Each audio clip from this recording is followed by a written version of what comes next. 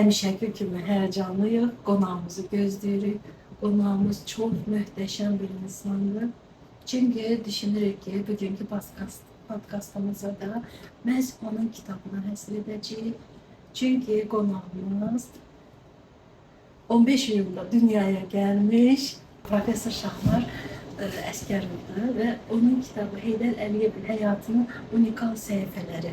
Bax, bu kitabı müzakirə edəcəyik. Bu kitab haqqında danışacağıq. Yol mühərrislərində bax bu işdən hədsiz dərəcədə geniş istifadə olunduğuna görə NASA-da deməli mənim o işlərim hədsiz dərəcədə populyardır. Universitetin 50-liyində ilk dəfə mən Ulu Öndər Heydər Əliyevlə ayaqüstü laboratoriyada söhbətim oldu. Çiplər bir eni 2 mm, uzunluğu 4 mm olan silisyum kristalıdır. Rənglərin ikölçülü fəzada naxışlı düzülü rəsm əsəri yaradır. Salam, qonağımız əməkdar elm xadimi, fizika riyaziyyat elmləri doktoru Profesör Şahlar Əsgərovdur. Şahlar müəllim, 15 gün həm Azərbaycan dövlətinin tarixində, həm də ki sizin öz şəxsi təqviminizdə ən böyük günlərdən biridir. Bu 85 illik uca zirvədən baxanda, geriyə dönüb baxanda ömrünüzü necə təsvir edərdiniz? Orta məktəbi Kəlbəcər rayon məktəbində oxumuşam. Gözəl müəllimlərimi xatırlayıram. Onların əməyi nəinki mənim. O zaman orta məktəbdə oxuyan bütün uşaqların üzərində çox böyük olubdur. Sağ qalanlara can sağlığı arzulayıram, dünyasını dəyişənlərə Allah rəhmət eləsin. Sonra mən Ali məktəbi Bakı Dövlət Universitetinin Fizika Fakültəsində başladım. O zaman Bakı Dövlət Universiteti elə bu saat UNIC-in bu binasında yerləşirdi. Bu auditoriyalarda mən dəyərli müəllimlərimizi, alimlərimizi mühadirələrinə qulaq asdım. Onlar isə heç yaddan çıxmır. Mehdi Sadıqov, Mehdi Əliyev, Rəhim Həsənov, Mədəd Sərdarlı, Əlcavad Cavadov. Çox dəyərli müəllimlərimiz olub. Onlar bizə fizikanı sevdirdilər birinci, öyrətdilər və bizi həyata hazırladılar. Mənim yadımdadır ki, o zamanları bəzi tələbələrimizi işlə təmin eləmək üçün Rəhim müəllim rektorlara, fizika kafedralarına müraciət edirdi ki, bu gənci götürün, bu gələcəyi olan gəncdir. Mən universitetdə təyinatla qaldım. Yəni, məni heç yerə vermədilər. Və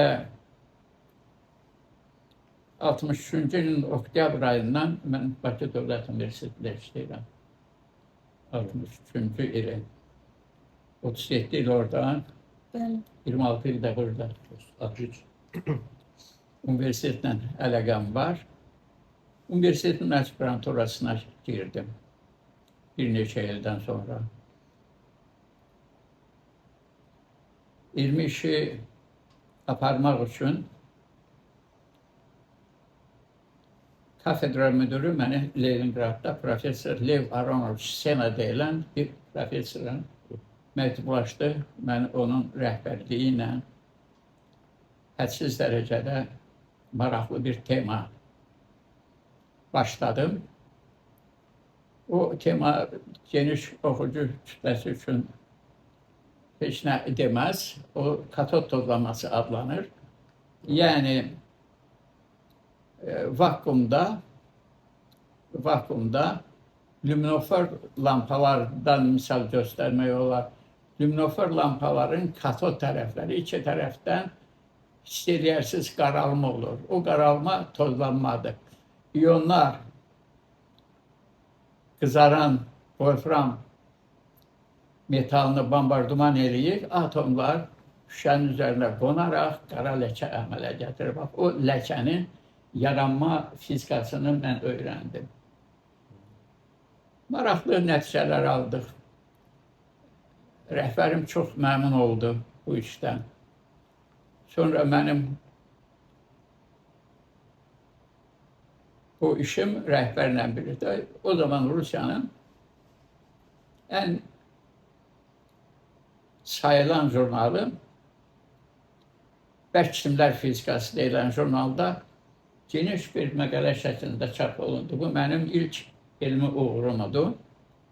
Və bu məqalə hədsiz dərəcədən çox istinad yığdı elmi. O zaman indiki kimi deyildi. O zaman Science Station Index deyilən bir jurnaldır. Onu da Amerikanlar buraxırdı. Azərbaycanda o jurnal alınmırdı. Amma deməli, Leningradda, Moskvada böyük universitetlər o jurnalı alırdı. Mən o jurnallara gedib alıb baxanda, o adımı axtaranda görürdüm, çox alimlər Sena ilə mənim o işmə deməli, istinad edirlər.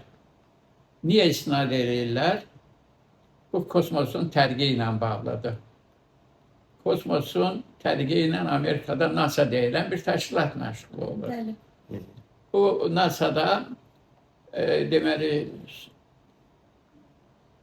aparatları göyə qaldırırlar, bu sadə kimyəvi yanacaqlar vasitəsilə. Siz onu görürsünüz, kimyəvi yanacaq yanır, deməli raket uçur, raketin üstündə də deməli lazım olan aparatura var və beləliklə kosmosa gedir.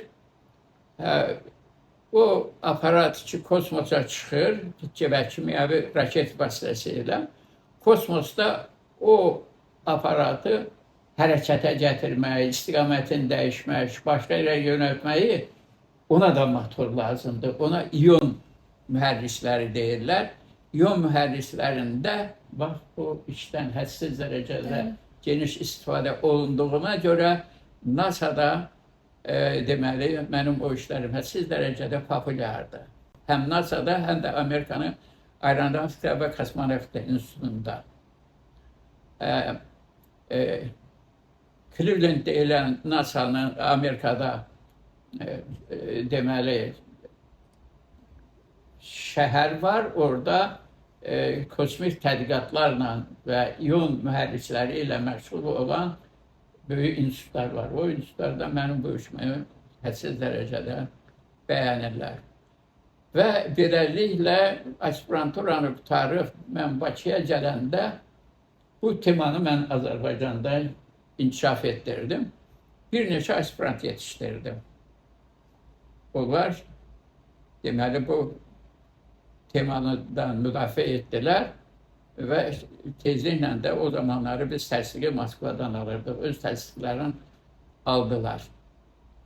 Amma o zaman universitetin 50-liyi idi. Universitetin 50-liyində ilk dəfə mən Ulu Öndər Heydər Əliyevlə ayaqüstü laboratoriyada söhbətim oldu. 50-likdə Heydər Əliyev Respublikanın başçısı kimi gəlmişdi bayrama.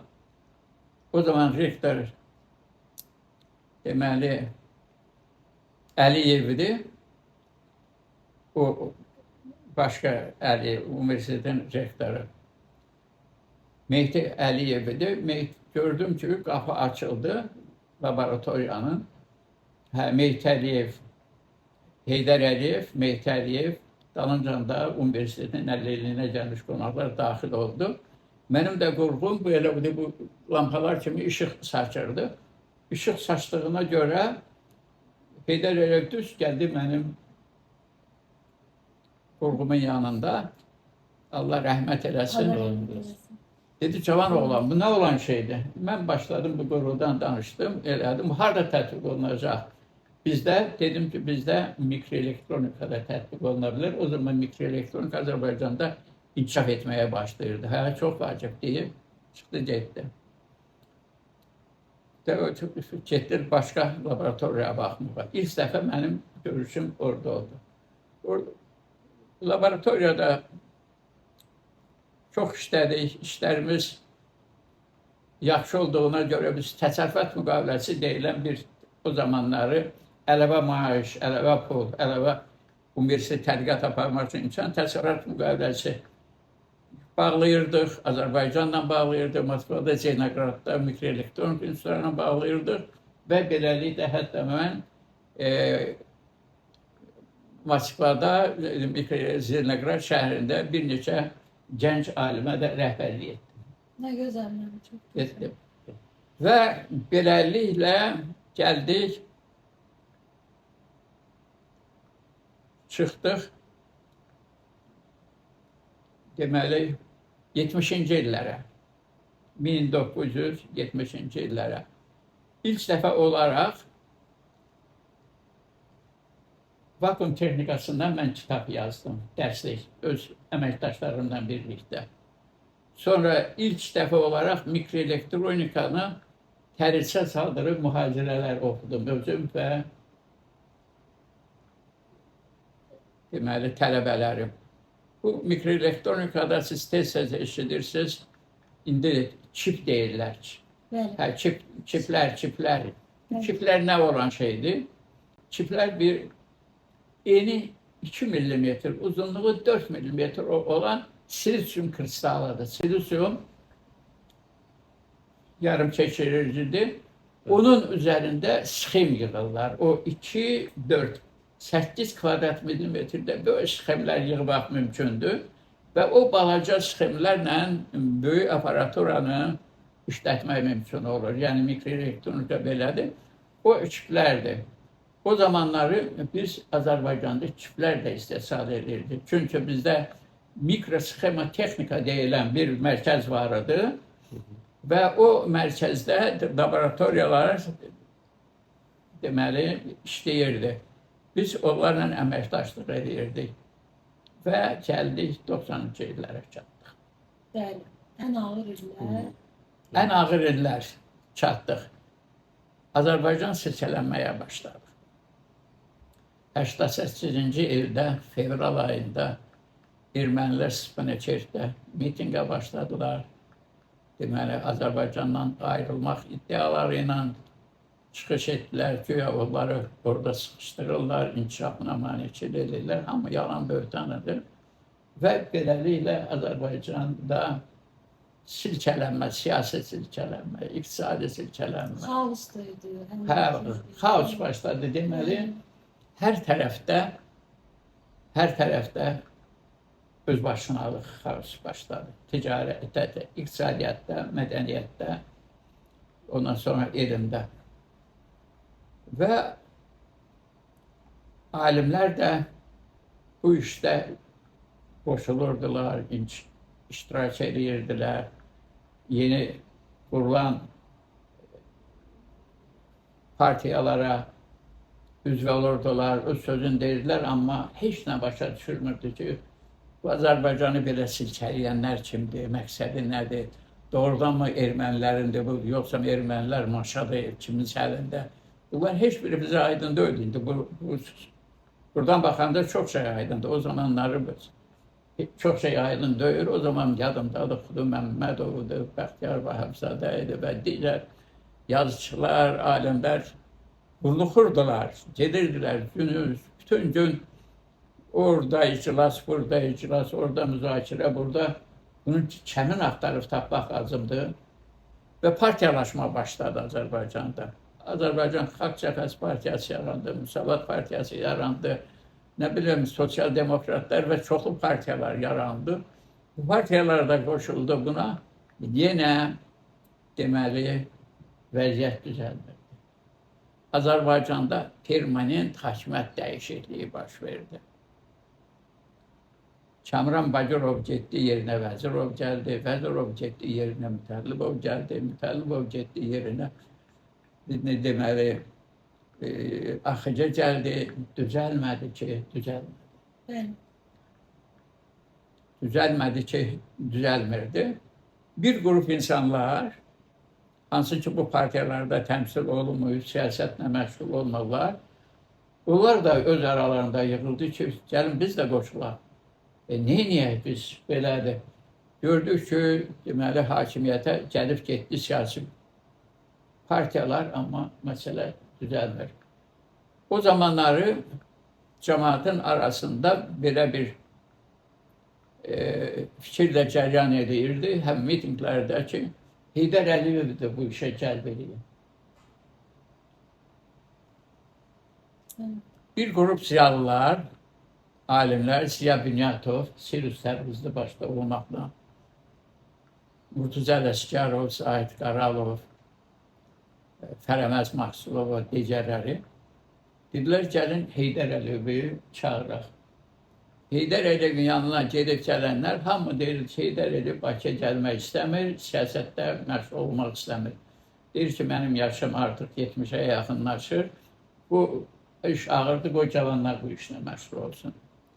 Axırda belə qərarlar gəlindi, mənim yadımda da o Ziya Bünyatovun kabinetində, o zaman akademiyanın vitse-prezidenti idi. Dedilər ki, gəlin Heydər Əliyevə məktub yazaq. Heydər Əliyevə məktub yazıldı ki, bax, sənin də qurduğun respublika, ondan qabaq 14 il Heydər Əliyev bu respublika başçılıq etmişdi. Ağır vəziyyətdədir. Siz gəlin, öz qurduğunuz quruluşu müdafiə edin, bizə kömək edin, Azərbaycanı, Naxçıvanı qoruduğunuz kimi bütün Azərbaycan 91 ziyalı qol çəkdi. O zaman universitetdə 1100 müəllim var idi, 18 nəfər qol çəkdi, qalanları qol çəkmədi ki, o KGB generalıdır, o Rus generalıdır, onun Bakıya gəlməyi bizə xeyir yox, ziyan gətirəcəkdir.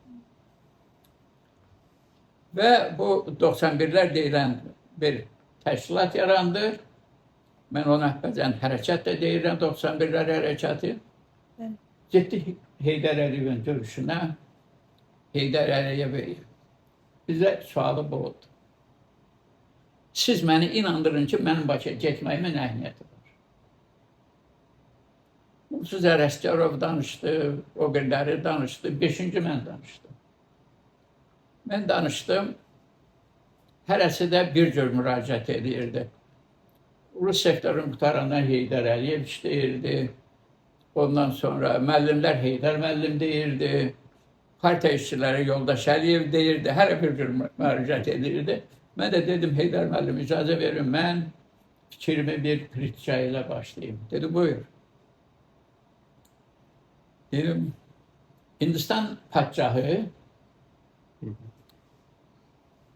xəlifəyə, Bağdad xəlifəsinə hədiyyələr göndərir, kitablar göndərir və qulluğunda durmağa bir həkim göndərir.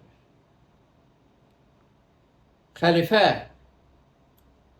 kitabları alır, hədiyyələr alır, həkimə deyir ki, sən hansı dərdlərin dərmanını bilirsən? Deyir ki, mən bu dərdlərin dərmanını bilirəm.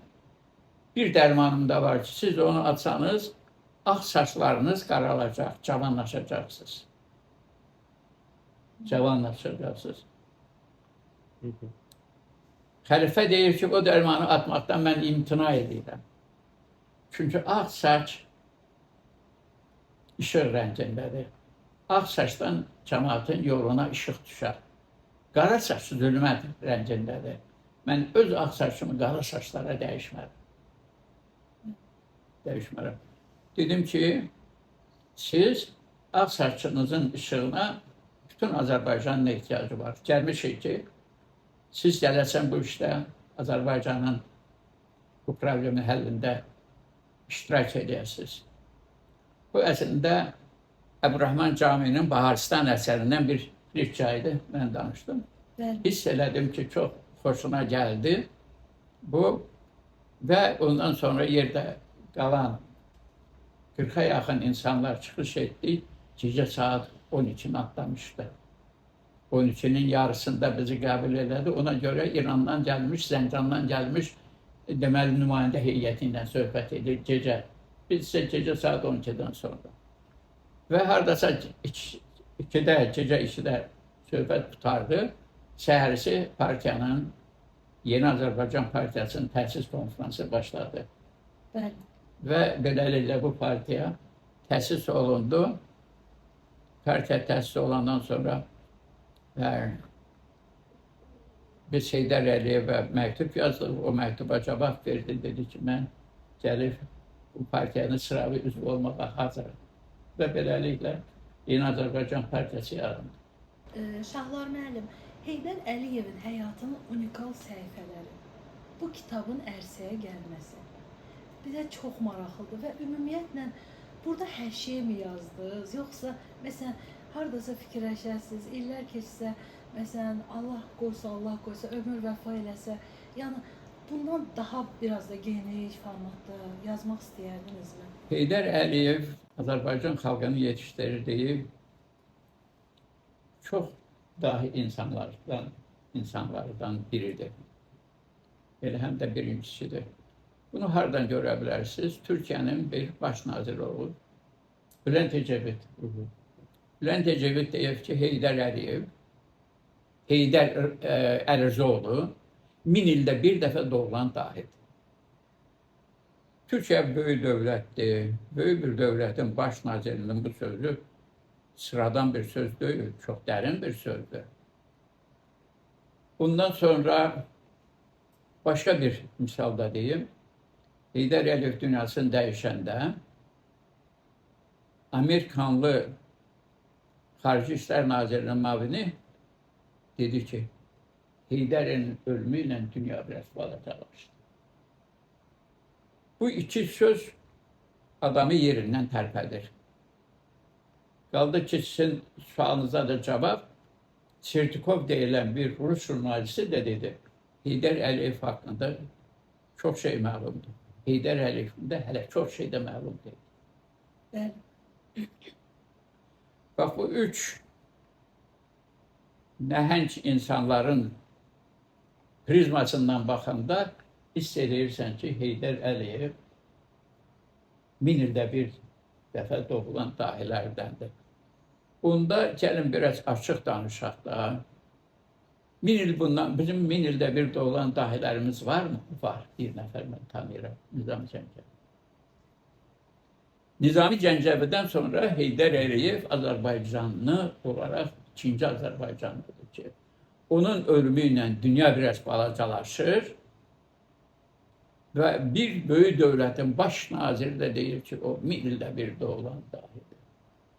Mən bu üç fikirdən baxdım, gördüm Heydər Əliyevin təbliğatı tamamilə yaxşı aparılır. Qənaət verici deyil. Heydər Əliyev haqqında məlum olanlar da var, amma çox şey də məlum deyil. Bunda mən başladım Heydər Əliyevin həyatını izləməyə və imkanım da vardı. Allah Teala bu imkanı mənə vermişdi. Çünki mən həm Heydər Əliyev Partiyasının idarə heyətinin üzvü idim. İdarə heyətində mən ona çoxlu qulaq asırdım.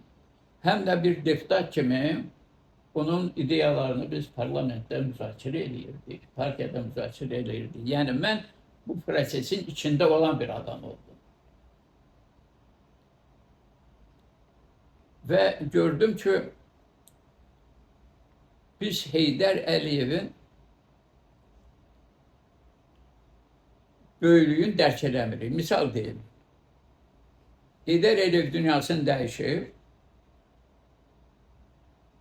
yazanlar, pozanlar, böyük adamlar, nazirlər, hamıdır ümumilli lider. Lider diri adama deyirlər. Bu adam dünyasını dəyişib. Bu dünyada deyil. Bu dünyada bizim liderimiz İlham Əliyevdir. Bəli. Mən elə bu sözdən gördüm ki, Heydər Əliyev dərk olunur. Dərk olunur. O ulu öndərdir.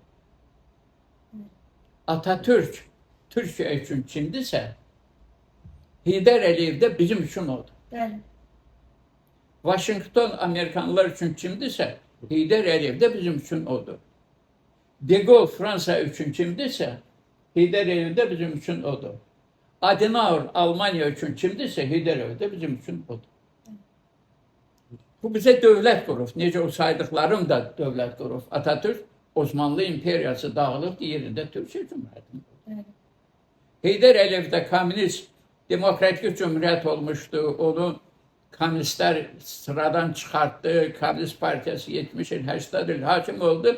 Heydər Əliyev geldi. O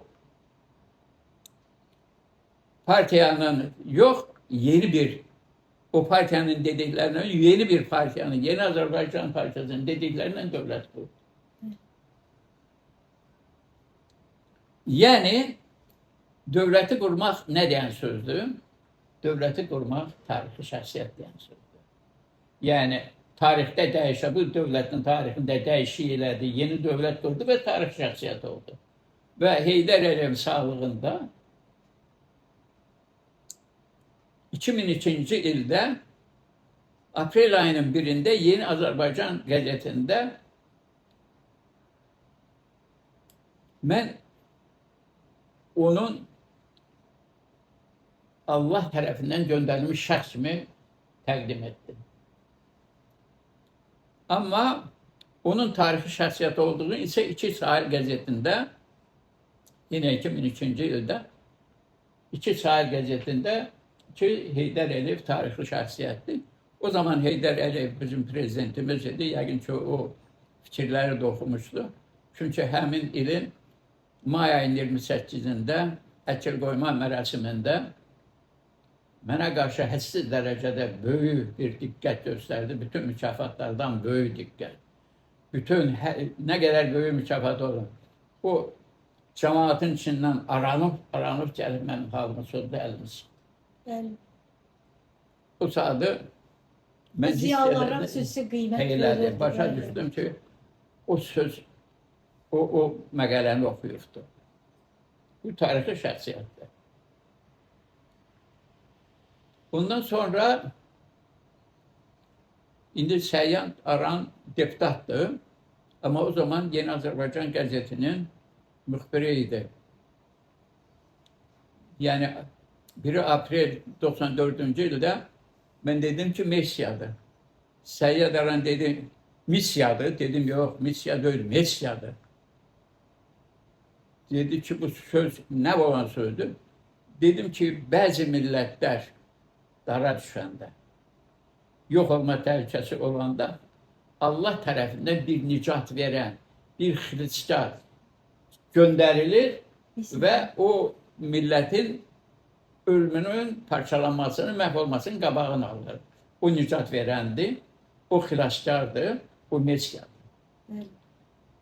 91'ler kimdi? Dedim o Messiyadır, o Missiyadır, Ziyalıların Missiyasıydı. Ziyalılar Ziya Bünyatov başta olmakla, Sirus Təbrizli başta olmakla Ziyalıların missiyasıydı ki Naxçıvandan Heydər Əliyevi Bakıya getmək qoymurdular. Gəlməyə qoymurdular.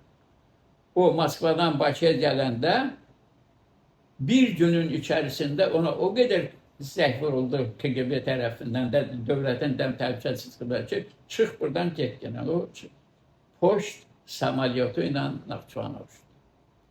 Messiyada belədir ki Allah Teala bu adamı seçəndə bu adamı seçir ki o çoxlu əziyyətlərdən keçmiş olsun. Çoxlu uğurlar qazansın və çoxlu əziyyətlər görsün. Bu ancaq ona göre yeni bu Messiyadır.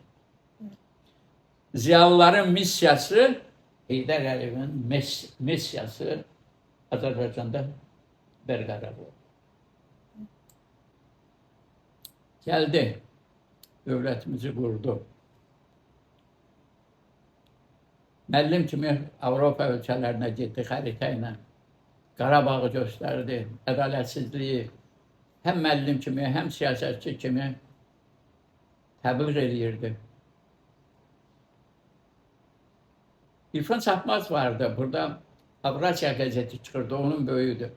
Dedi ki, Amerikanın prezidenti Süleyman Demirel 10 dəqiqə qəbul etdi, Əliyevi 30 dəqiqə. Müharibədə uduzan Azərbaycanın prezidenti 30 dəqiqə, ama Türkiye kimi NATO'nun üzvü olanı 10 dəqiqə qəbul etdi. Yəni o qədər deməli Heydər Əliyevə böyük diqqət vardı. Maraqlı insan. Hə, maraqlı. Və beləliklə dövləti qurdu və bugünkü Azərbaycan yarandı. Burada mən sizə bir əhvalat danışacağım. O əhvalat kitabda da qeyd olunub mu? Məncə onu yox, mən danışdığım əvvəlin hissəsi qeyd olunur bu Hə. kitabda.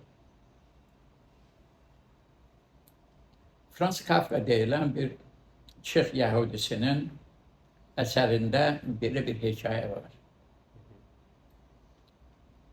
Bir nurani, dünya görmüş kişi, ağsaqqal, hamı tərəfdən sevilən bir qoca kişi dünyasını dəyişir. Mələkələr bu kişiyə deyir ki, sən o dünyada çox yaxşı bir insan olmusan. Sənin Allaha sual verməyə ixtiyarın var. Sən Allaha sual verə bilərsənmi, vermək istəyirsənmi? Deyir ki, vermək istəyirəm. Deyir, Allahım, biz müharibəyə girdik və uduzduq. Sən bizdən bir sərkərdə yetişdirməmişdin. Sərkərdəmiz yoxudur. Deyir, yetişdirmişdim. Sən yaşadığın küçənin başında təqribən 1 kilometrdən sonra bir çəhməçi qutqasında olan çəhməçi ən güclü sərsərdə idi. Nə özü bildi, nə xalqı bildi. Ona görə uduzdunuz. Nə özü bildi, xalqı bildi. Ona görə uduzdunuz. Biz ziyalılar Heydər Əliyevin böyük sərsərdə olduğunu düz bildik. Ona görə biz missiyamızı düz qurtardıq. Buna görə Heydər Əliyev Bakıya gəldi. Yoxsa indi siz cavansınız, bilməlsiniz. Azərbaycan yox olmaq təhlükəsindəydi. Bəli.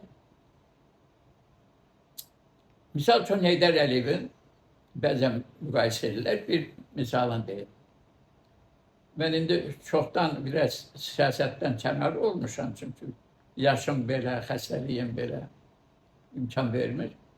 Heydər Əliyev gəlməmişdən qabaq Azərbaycan neft problemlərini İngiltərə ilə, BP ilə həll edirdi. Başqa heç kəsi çağırmamışdı. Nə Rusiya, nə İranda. Heydər Əliyev gələn kimi onu dayandırdı. Konsorsiyum yaratdı. Və Azərbaycanın neftini bir xarici şirkətə həvalə etmədi. 10 xarici şirkətə verdi. Onlar da biri ilə kəllə-kəlliyə gəlirdi ki, Azərbaycanın mənafesi etməsin. Fərq hardadır? Əgər bir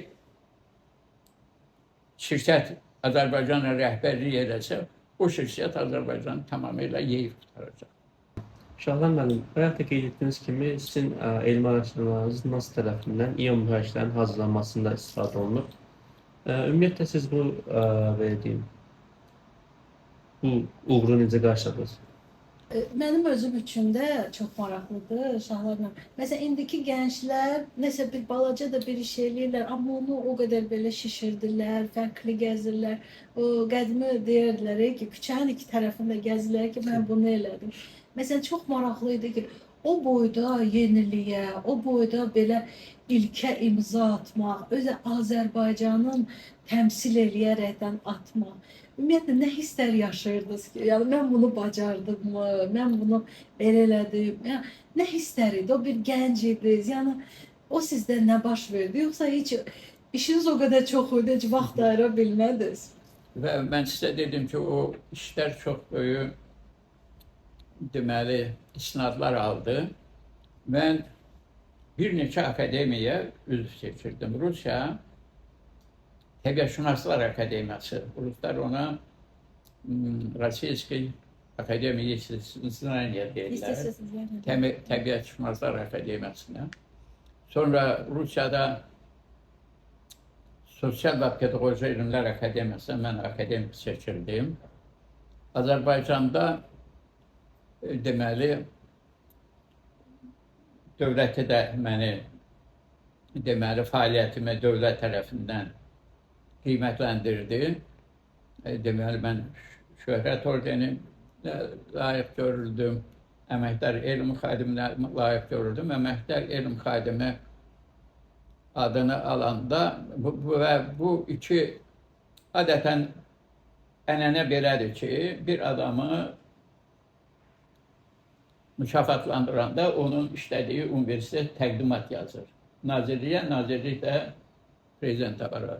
Mənim aldığım mükafatlarda heç bir universitet, heç bir nazirlik təqdimat yazmır. Hamısı prezident aparatının öz ideyası olubdur ki, Şahlar müəllim mükafatlandırmaq lazımdır. Yəni siz axtarsanız, mənim nə elmi araşdırsanız, nə əməkdar elm xadimi almaqda, nə orden almaqda təqdimat yox. Və çox nadir haldır bu. Yəni, Doğrudan da qürur duyucudur. hə, Fəxarətdir. hə. Bütün bunlar hamı sonra necə deyirlər, 10 ilə yaxın deputat oldum, müəyyən bir ərazini parlamentdə təmsil etdim. Əlimdən gələni elədim və deputatlıqda mənim fəaliyyətimin istiqamətini dəyişdi. Mən əgər fizika ilə məşğul olmuşamsa deputatlığa qədər, deputatlıqdan sonra pedaqogla məşğul oldum.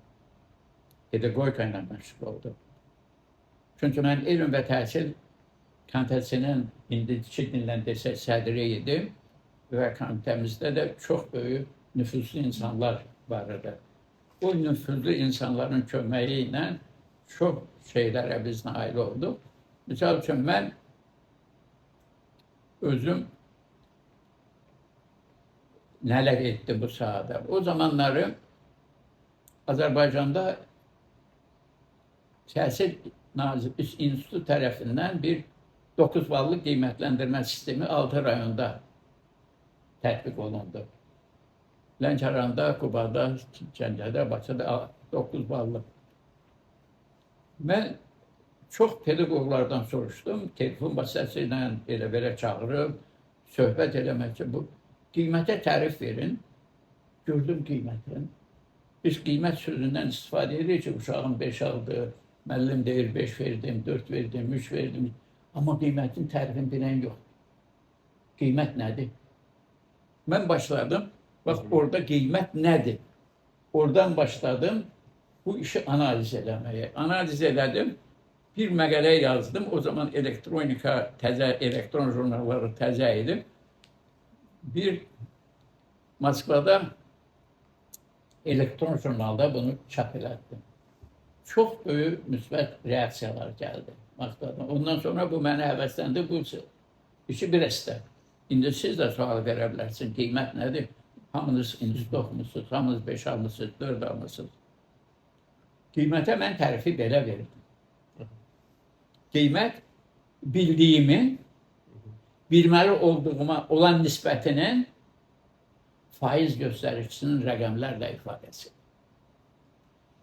100 sualdır, 100 sualdan 80'ını bilirsən. 80'ın 100'ə nisbəti ilə 0,8.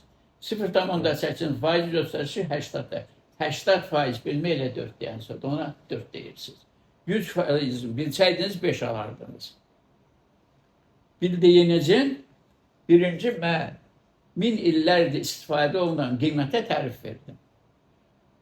Bildiyimizin bilməli olduğumuza nisbətinin faiz göstərisinin rəqəmlərlə ifadəsidir. İndi onu rəqəmlərlə 100%-i 5 edəsən, 84 olacaq, 63 olacaq, 42 olacaq və beləliklə gedəcək. AB eləsən, 100%-i adırsa, buradan hər cür deməli tərəfə bu verdim. Və bu sahədə bir neçə il, 3-4 il, sonra gördüm ki, bu tərif də soruldu. Bu tərif də soruldu. Sonra o tərifi belə dəyişdim. Daha mütərəqqi, hələ bu bildiyimin, bilmədiyimə nisbətinin faiz göstərisinin rəqəmlərlə ifadə. Bildiyim nə idi? 80'dır. Bilmədiyim nədir? 20'dir. Bildiyimin bilmədiyimin 80'ın 20'ye nisbət neçə eləyəcək? 4. Bildiyimin bilmədiyimə nisbət. Burada hədsiz dərəcədə yenilik var. Bu yeniliyi Azərbaycan təhsilləri qəbul edə bilmir. Niyə? Biz bildiyimizlə fəxr edirik. Biz həkimin yanına gedəndə nəyə gedirik? Sağlam orqanlarımız haqqında hekayə danışmaya, yoxsa xəstə? Xəstə. Bəs bilmədiyini sən sal qiymətləndirməyə. Sən bildiyinlə nə fəxr edirsən? Çünki bilmədiyini salanda çalışacaqsan, bilmədiyini öyrənəsən və bilərsən. 20% bilmirsən, öyrənəcəksən, 15% bilməyəcəksən. Biraz öyrənəcəksən, 10% bilməyəcəksən. Yəni biz bilmədiyimizi bu saatda, bilmədiyimizi tamamilə toxuyuruq kənara. Bundan qabağa getmək olmaz. Gərək bilmədiyimizi gətirək fokusu gündəmə. Bilmədiyimizi gündəmə gətirəndə irəliləyəcəyik. Düz. Və beləliklə bu səfkidə də çoxlu deməli məqəllər çap elədim və demək olar ki, bu istiqamət gedir. Sonra mən bir dəfə hörmətli rektor Ədalət müəllimlə söhbət edəndə dedim, Ədalət müəllim, bu dünyada bu saat 95-ci ildən bəri bir yeni elm sahəsi yaranıbdır. Ekonomifizika, ekonomifizika, ekonomik, iqtisadi problemləri fiziki metodlarla öyrənmək. Dedi, harada yaranıb? Dedim, Amerikada yaranıb, 95-ci ildə filanca edib, bu haqda bir-iki kitab da vardı, onu da Ədalət müəllim, Şahlar müəllim. Gəldən bizim bu universitetdə mərkəzlərin bir dənə mərkəz yaradıldı və ekonomifizika mərkəzini Ədalət müəllim yaratdı. Və ekonomifizika mərkəzində mən sizə dediyim bu prosesləri biz öyrənirik. Artıq elə bir ki, uzun illərdir də hər kəs Şahlar müəllim deyəndə, Heydər Əliyev deyəndə, yəni 91-ci illər deyəndə, orada artıq Heydər Əliyevin, siz bayaqların da dediniz ki, məsələn, hərə ona bir cür müraciət edirdi, müəllim deyirdi və yaxud da ki, Heydər Əliyeviç deyirdi və s. Amma çox maraqlı məqam odur ki, o isə sizə filosof Şahlar Əsgərov deyə müraciət edirmiş. Bax, bu filosof sözünün hardan gəldi, necə oldu ki, bax bu, indi də axtaranda, məhz bu sözlə də, Şahlar müəllim deyəndə, Heydər Əliyevin həmin sözü yada düşür. Bir hissəsinin cavabı, mən deyim ki, Baharistan əsərindən, Caminin Baharistan əsərindən ki, mən ki, o bir misal çəkdim, əslində o fəlsəfi idi. Heydər Əliyevin o görünün yadında qalmışdı. O. İkincisi,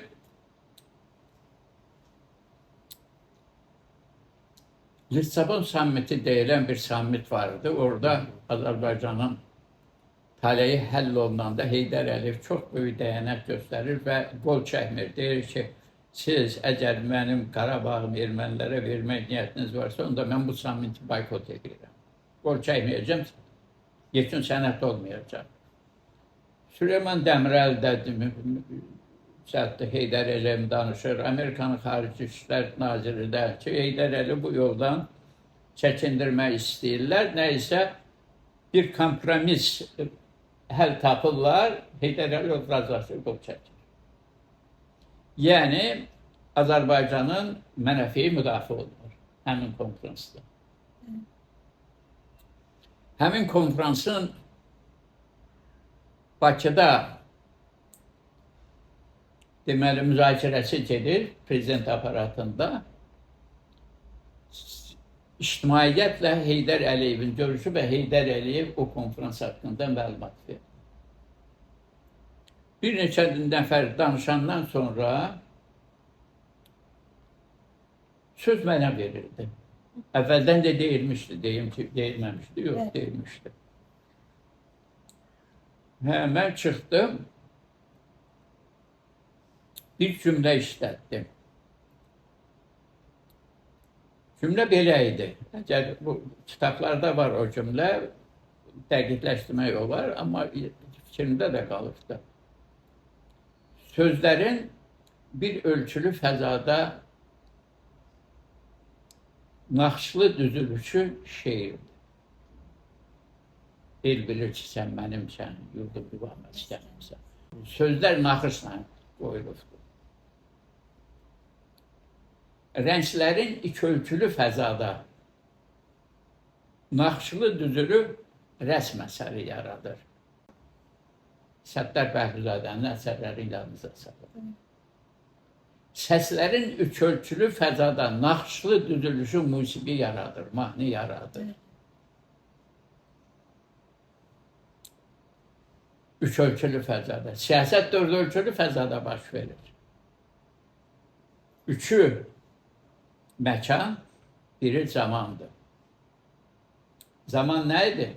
Qarabağ hadisəsi indi başlamayıbdı ki, 1828-ci Türkmen çay müqaviləsi, o müqavilələrdən bəri yavaş-yavaş ilk bəri başlayıb gəlir.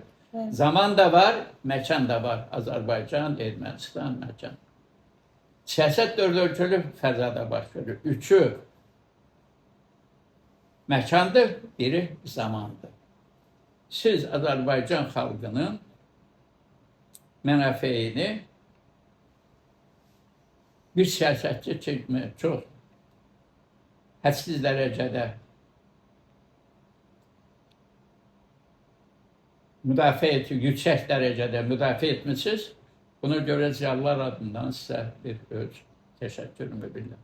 Baxsanız bu sözlər hamısı fəlsəfədir. Bəli. Bu universitetə rektor təyin eləyəndə, təyin etdiyi rektordan soruşur ki, şahlar, filosof şahlar da Bakı Dövlət Universitetində işləyir. Deyir, bəli, cənab prezident. O bizdə işləyir, amma filosof deyil, fizikli deyir, o, sən bilmirsən, o filosof. Bir də ki, sizin dillər əzbəri olan bir fəlsəfəniz var. Həmçinin də ki, bununla bizim örnəkdə olan həm də kitabınız var. Həmin o fəlsəfə ilə bağlı ki, yonulmuş daşlar yolda qalmaz. Və bir insan ömrü boyu, yəni özünü yonur, cilalayır, kamilləşdirirsə, axırda hara gedir? Və ümumiyyətlə bu davam etməlidirmi? Neçə yaşa kimi davam etməlidir? Və yaxud da ki, yəni bunu hardan alsınlar? Bax, onun bir ölçüsü, qərəli varmı? Əlbəttə. Mən gənclərlə görüşüm birində, ya iclasların birində bir valideyn sual verdi ki, uşaqlarımız universitet qutarır, iş tapa bilmir. Nə kömək edərsiniz? Bunda yadımdadır ki, mən o valideynə dedim, yonulmuş daş yolda qalmaz. Əgər sənin övladın universiteti yaxşı oxuyubdursa, o hökmən iş tapacaq, narahat olma. Əgər oxumayıbsa, əlbəttə narahat olmağa dəyər. Jurnalist onu götürdü, məqaləyə başlıq elədi, o məqaləyə başlıqdan kitaba başlığa gəldi, çıxdı. O kitabda nə yazılıbsa, hamısı təhsillə bağlıdır. Sizlə təhsillə bağlı nə qədər söhbət eləmişəmsə, orada başqa siyasət yoxdur. Yonulmuş daş yolda qalmaz. İndi nə qədər yonulacaqdır? Deyim. Bu da fəlsəfədir. İnsan dünyaya gələndə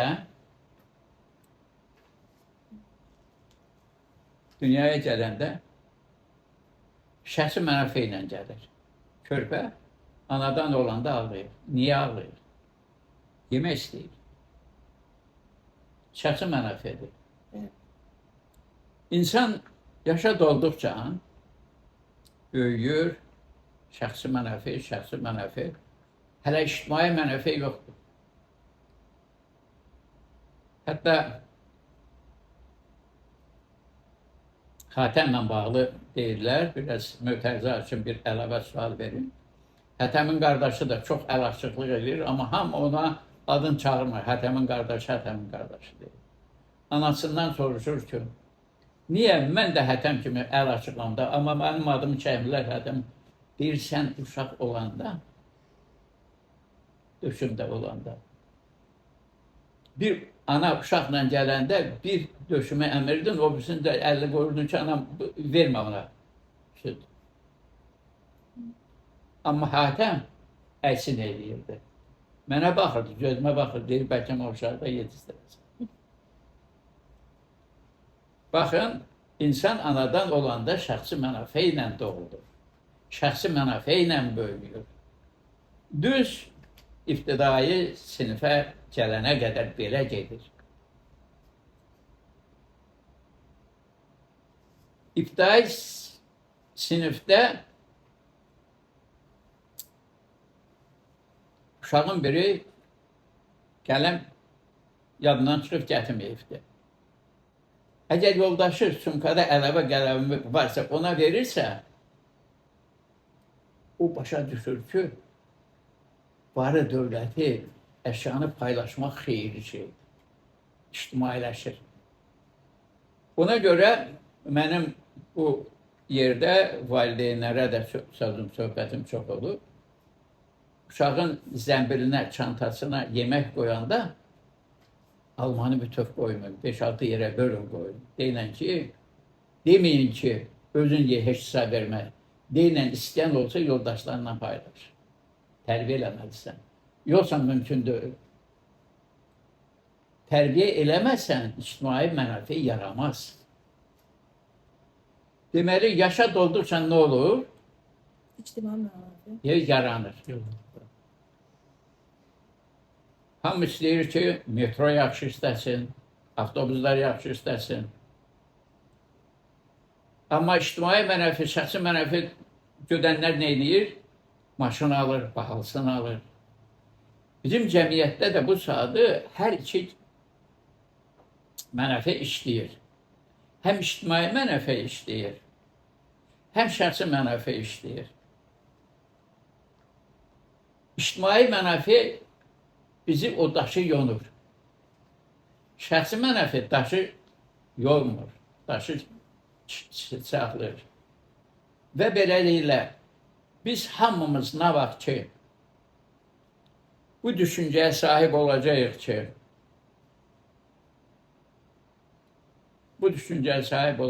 ki, ictimai mənəfiyə üstünlük verək. Yəni, dərsimizi müəllim kimi əla deyək, pulu ummayaq, bayram günlərində, yaş günlərində ummayaq. Özümüzü məktəbə qurban verəndə, bu sən dediyin daş olmayacaq. Buna sözün getmək üçünsə çox getmək lazımdır. Peyğəmbərlər ictimai mənəfisi yüksək olan insanlar olubdur. Hətta mən oxumuşam, istinad edə bilmərəm, harada oxumuşam. Cənab Əli gəlir qaynatası Məhəmməd Peyğəmbərin yanına, Məhəmməd Peyğəmbər uzanıb həsirin üzərində. Duranda həsirin bütün şəklinin belində görür. Deyir, indi mən bir daha inandıqca həqiqətən səni Allah göndərir. Sən bu boyda dövlətin başçısısan, xəlifəsən, peyğəmbərsən, bir dənə parça alıb belinin altına qoymalısan. Mənə bir dəfə dedilər, bir adam göstər, dedim Heydər Əliyev. İndi siz də sual verin, Heydər Əliyev harada? İsmail. Heydər Əliyev öz qızına 5 nəfərdən toy edir. 5 nəfərlə toy edən adam Azərbaycanda eşitmisiniz? Yox. Çünki o ölkənin başçısıdır. 1000 adam da çağırar, 10.000 adam da çağırar. Bunun böyrü sayı artmaqdadır, sayı azaltmaqdadır. Heydər Əliyev oğluna toyu Moskvada edib, 50 nəfər qonaq olub. Onun da 20'si Bakıdan gələnlər olub. 50 nəfərlə toy eləmək ağlınıza gəlir? Yox, gəlmir. Heydər Əliyev sanki yer adamı döyürdü. Bayaq dedim ki, Messi. Tarix yazmaq, tarixi hadisələrdə çox fəal iştirak etmək bir tərəfə, həm də ki, yeri gələndə artıq zaman keçdikcə o itkilərlə də rastlaşırsınız da. Məsələn, bu günlərin o özünüzlə silahdaş bildiyiniz çiyin-çiyinə, məsəl üçün davamlı olaraq mübarizəyə qatıldığınız Azərbaycanın o gələcəyi, parlaq gələcəyi üçün quruculuqda iştirak etdiyiniz bir çox ziyalılarımız var ki, artıq həyatda yoxdurlar da. Və həmçində ki, bax bu 15 iyun bizim tariximizdə olan bir ənənə, bizim Milli Qurtuluş Günü olmağı ilə bərabər həm də ki sizin ad gününüzdür deyə də.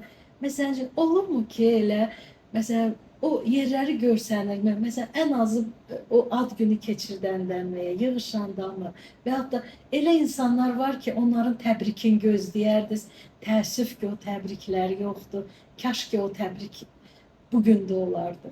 Belə dediyiniz anlar olurmu? Ümumiyyətlə buna fikriniz necə olardı? Bu sual əlbəttə ki, mürəkkəb sualdır, asan sualdır. Həm də kövrək sual. Hə. Ümumiyyətlə mən dedim ki, bu öndə Heydər Əliyev ilk dəfə öz jubileyini, 70 illiyini Naxçıvanda keçirib. Yad ona keçirib, orada özü iştirak edib və çıxışında deyibdi ki, birinci dəfədir ki, mənim ad günüm qeyd olunur. Belə. Yəni bu ad günü sonradan təmtəraq xətrinə Azərbaycanı hədsiz dərəcədə şit vəziyyətə gətirib çıxardı. Hamı istəyir ki, ad günü ailə üçündür əslində. Bəli, bəzi adamlar var ki, Səməd Vurğun kimi, Üzeyir Hacıbəyov kimi, böyük adamlar var ki, onun ad günü biz qeyd eləməliyik. Niyə qeyd eləməliyik? Ona görə qeyd eləməliyik ki, nümunə göstərməliyik. Niyə nümunə göstərməliyik? Ona görə göstərin ki, gənclər başa düşsün ki, yaxşı vətəndaş olanda, vətənə qulluq edəndə vətən səni qeyd edir. Unutma. Unutma. Yad edir, davamlı yad edir. Bu baxımdan deməli, mən belə bir söz deyərdim ki, bayaq da dedim, doğulanlar iki cür olur. Bir sənət üçün doğulanlar var, bir də peşə üçün doğulanlar var. 100 nəfərdən 2-3'ü sənət üçün doğulur. 100 nəfərdən 97'si peşə üçün doğulur. Nə deyən sözdür? Biz Azərbaycanda Bakı şəhərindəyik. Bakı şəhərində Landau, Lev Davidoviç Landau doğulub. O sənət üçün doğulub. Fizikanın çox inkişaf etdiribdir. Evet. Dəyərlər yaradıb. Fizikada dəyərlər yaradıb.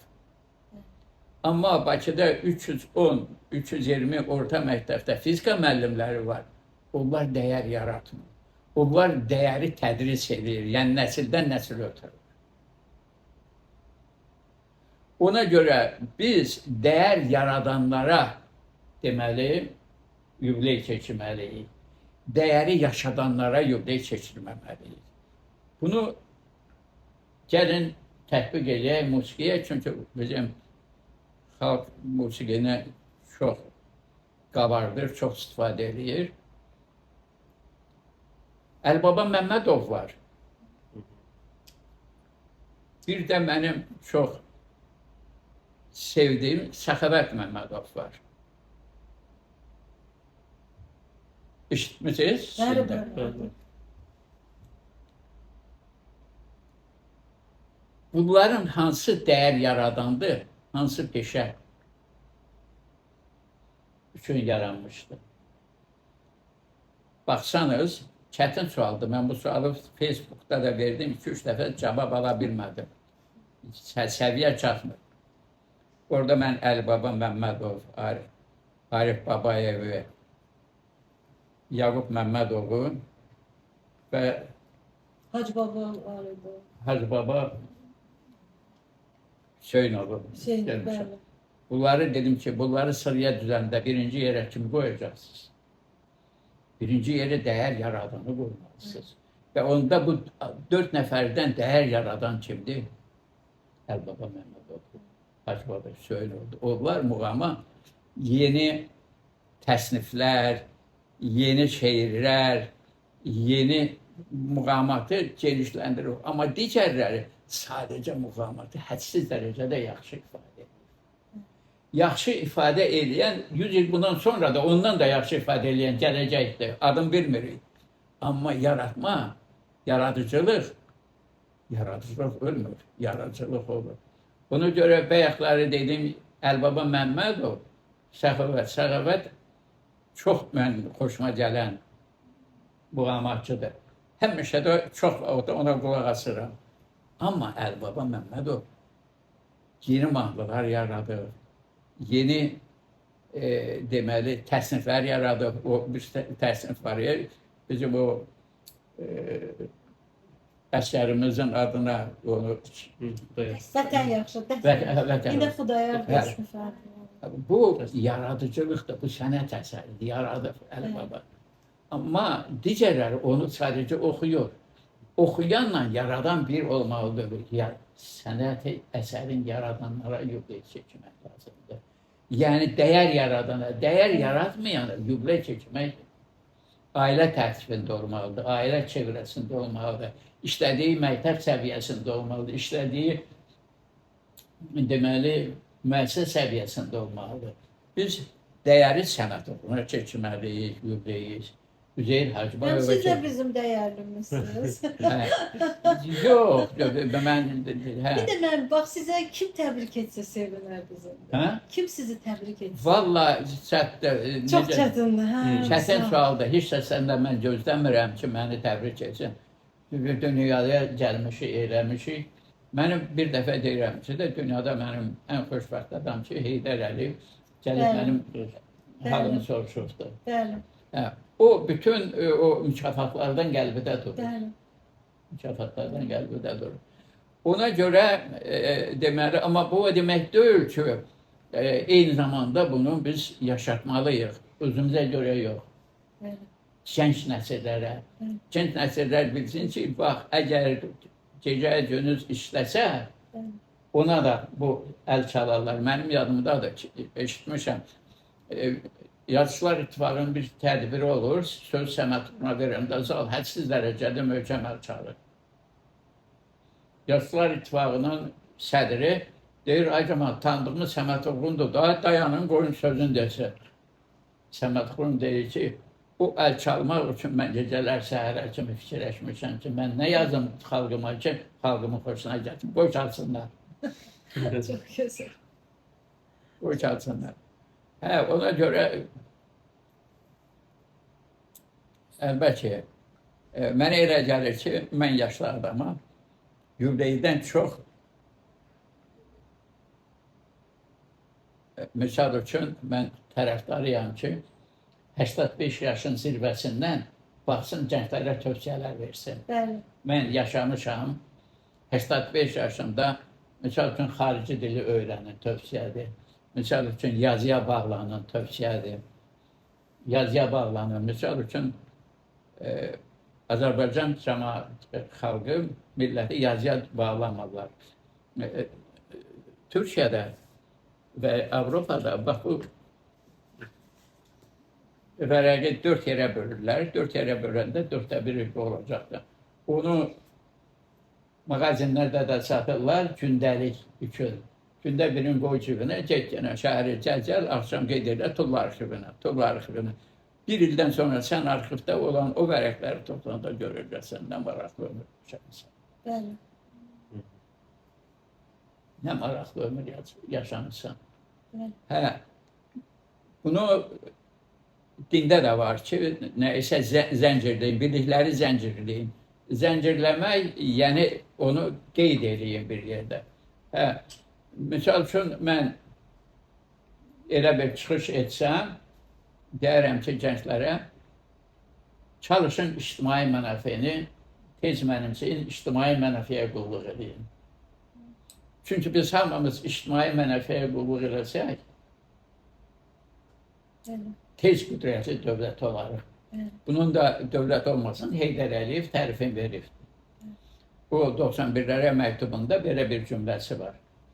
Əgər bir ölkənin vətəndaşları öz hüquqları anlayarsa və qoruya bilərsə, onda ən kiçik məmləkətlər belə böyük dövlətlər qədər qüdrətli olur. Böyük dövlətlər qədər qüdrətli olmaq üçün ictimai mənafeyi qorumaq lazımdır. Və axırda mən belə bir sual verərdim, belə bir misal göstərərdim. 2-nin kvadratı plus 3-ün kvadratı.